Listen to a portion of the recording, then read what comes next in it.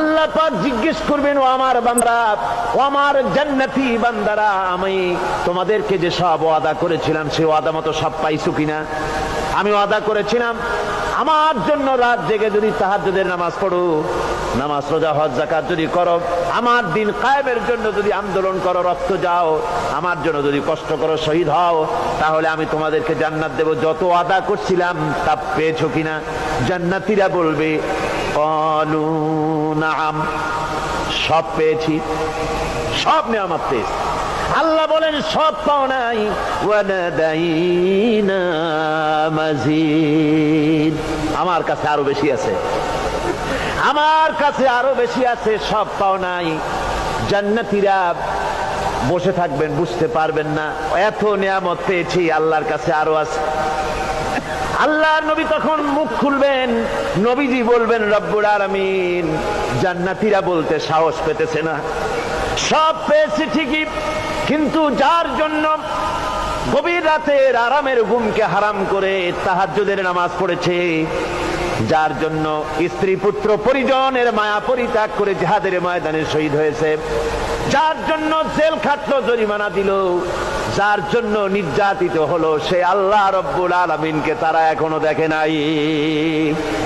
আল্লাহ রব্বুল আলামিন বলবেন, আমি আমার বান্দার সে আরজ পুরা, সে আরজি পুরা করব।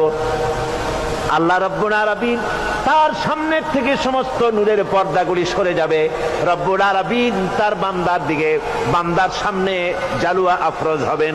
আল্লাহ পাক কোরআনে কারীমের ভিতরে বলছেন, উজুহু ইয়াউমাইযিন নাযিরা ইলা রাব্বিহা নাযিরা। বান্দা, আল্লাহ পাক বান্দার দিকে তাকিয়ে থাকবেন, আর সমস্ত বান্দারা আল্লাহ রাব্বুল আলামিনের দিকে তাকিয়ে থাকবে। এই অবস্থায় কত কাল চলে যাবে কেউ টের পাবে না। রব্বুল আলামিন জান্নাতের ভিতরে তোমার জান্নাতীরা যেদিন তোমাকে দেখবে, ওই দিন আমাদেরকেও জান্নাতে একটু জায়গা করে দিও আল্লাহ। আমরা যেন ওই জান্নাতের ভেতরে বসার জায়গা যদি না পাই, আমরা গুনাহগার মানুষ, জান্নাতের কোনো একটু জায়গায় ঠাঁই করে দিও যেন তোমারে দেখতে পাই। আয় আল্লাহ, তোমাকে দেখার তৌফিক আমাদের দিও, ধরে বলেন আমিন।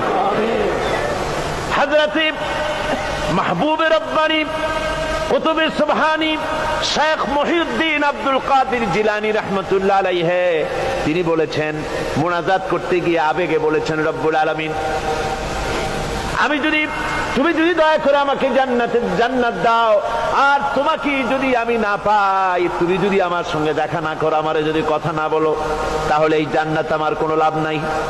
আর আমাকে যদি জাহান্নাম দিয়ে দাও, আর মাঝে মধ্যে তুমি যদি জিজ্ঞাসা করো মহিউদ্দিন কেমন আছো, তাহলে এই জাহান্নাম আমার জন্য বেহেশত হয়ে যাবে। আয় আল্লাহ, আমি শুধু তোমারই চাই, শুধু তোমারে দেখতে চাই। আল্লাহ রাব্বুল আলামিনকে যেন আমরা দেখতে পারি, আল্লাহর সঙ্গে যেন দেখা করতে পারি।